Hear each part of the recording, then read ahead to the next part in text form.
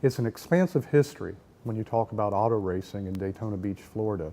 Daytona International Speedway did not come about by accident. It all started here in the Daytona Beach area, actually up in Ormond Beach, just a little bit to the north.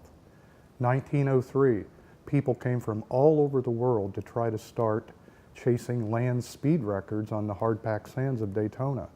Fantastic gathering of international, at the time, motorsport stars. They had motorsport stars in the early part of the 20th century, believe it or not.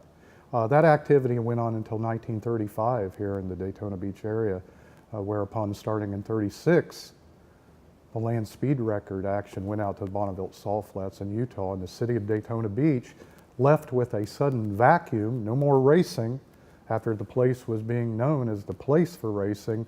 In 1936, the city started staging stock car races on a course that was half beach and half road, A1A and the Atlantic shoreline. In 1937, they started racing motorcycles down there. All of that continued on, interrupted only by World War II.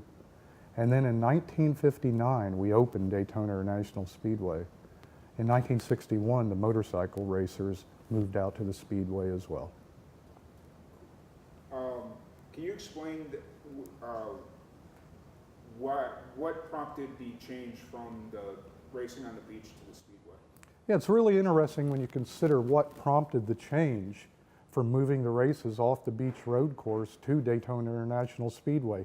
It's important to note that there were two beach road courses. One, the first one was a little bit farther north along A1A. Development and everything, post-war development, forced a look at that. We had to do something, so they moved the course once farther south, down toward Ponce Inlet. That's the beach road course that most race fans and the general public kind of remembers more.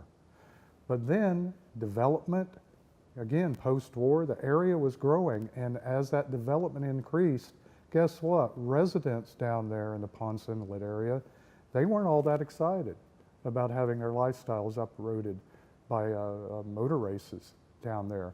It was inevitable that Bill France Sr. looked for a different facility. He had big dreams, though.